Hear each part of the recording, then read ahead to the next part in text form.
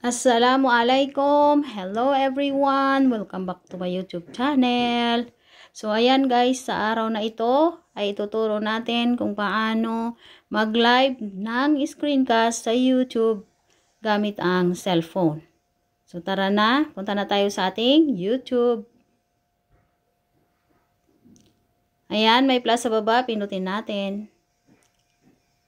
Ayan, so bago tayo mag-next, gawa muna tayo ng ating title.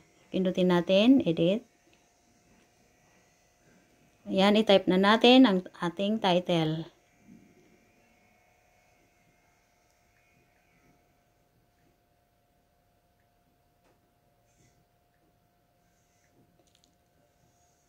So, ayan, okay na siya. So, ayan, back tayo. Scroll natin pataas. Pindutin natin yung advanced setting para sa mga monetized channel. Buksan natin yung monetization natin. Ayan, so back na tayo. Makita nyo yung screencast dyan. Yan, pindutin natin, i-on natin. Yan, naka-on na siya yung screencast. And then, next na tayo. So, may dalawa po dyan na select audience, doon po tayo sa no, it's not made for kids. So, next tayo. Ayan siya. So, maglagay tayo ng thumbnail natin. So, siguraduhin nyo na naka-edit na kayo ng inyong video para mailagay na natin agad at saka yung thumbnail na gusto nyong ilagay. Ayan. So, upload thumbnail. So, ang ilalagay ko ay yung na-edit ko na. Pwedeng liitan, pwedeng lakihan. So, ayan, save na natin. Ayan na. So, next na tayo. Pindutin natin ang next. And, got it.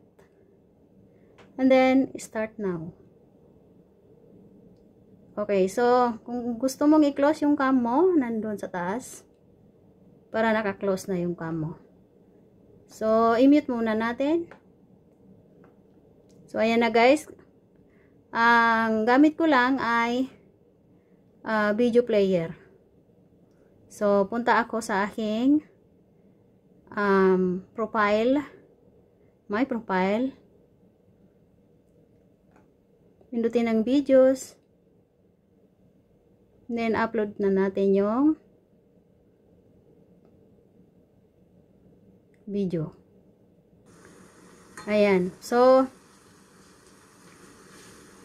para alam nyo na nag-autoplay, pindutin nyo yung inyong account.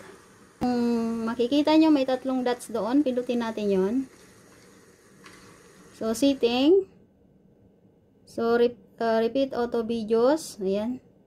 Close, then open natin. So, balik na tayo. Ayan. So, panoorin nyo muna ng buo para makita nyo kung nagtuloy-tuloy na ang inyong video.